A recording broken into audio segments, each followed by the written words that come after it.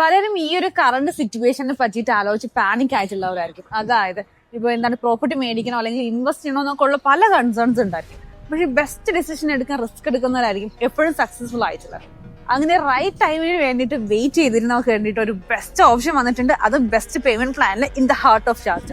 വർഷം 1,00,000 ദിർഹംസ് നിങ്ങൾക്ക് മാനേജ് ചെയ്ത് പോകാൻ പറ്റുന്നുണ്ടെങ്കിൽ ഈസി ആയിട്ട് നമുക്ക് ഷാർജയിലെ തന്നെ ഒരു ഗവൺമെന്റ് ഡെവലപ്മെന്റ് കഴിഞ്ഞ ഒരു അപ്പാർട്ട്മെന്റ് മേടിക്കാൻ പറ്റും. ഈസി എന്ന് പറയുമ്പോൾ ഇതിന്റെ പേയ്മെന്റ് പ്ലാൻ തന്നെയാണ് 30% മാത്രം നമ്മൾ ഡ്യൂറിങ് കൺസ്ട്രക്ഷൻ കൊടുത്താൽ മതി. അതായത് 4 വർഷം കൊണ്ട്. മറ്റ് പല ഡെവലപ്പേഴ്സിന് നമ്മൾ 60% അല്ലെങ്കിൽ 70% ഡ്യൂറിങ് കൺസ്ട്രക്ഷൻ കൊടുക്കുന്ന സമയത്താണ് നമുക്ക് ഇവിടെ 7% മാത്രം പേയ്മെന്റ് വർഷം ചെയ്തുകൊണ്ട് ഈ ഒരു അപ്പാർട്ട്മെന്റ് ഓൺ ചെയ്യാൻ പറ്റുന്നത്. ബാലൻസ് ഒരു 70% വരുന്നുണ്ട്. അത് നമുക്ക് ഈസി ആയിട്ട് മോർഗേജ് ചെയ്യാം. ഇതിന്റെ ഫിനാൻഷ്യൽ സൈഡ് എങ്ങനെയാന്ന് വെച്ചാൽ ഫസ്റ്റ് നമ്മളൊരു 5% ഡൗൺ പേയ്മെന്റ് കൊടുക്കുക. അതായത് ഒരു 70,000 ദിർഹം.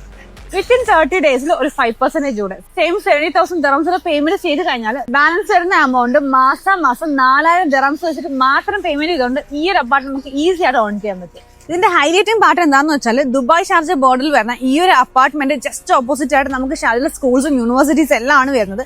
അത് മാത്രമല്ല ഇത്തിഹാദ് റെയിൽവേ ഷാർജയിൽ ഒരേ ഒരു സ്റ്റേഷൻ വരുന്നത് ഈ ഒരു അപ്പാർട്ട്മെന്റിൽ നിന്നും വെറും 5 മിനിറ്റ്സ് മാത്രം വാക്കബിൾ ഡിസ്റ്റൻസിലാണ്.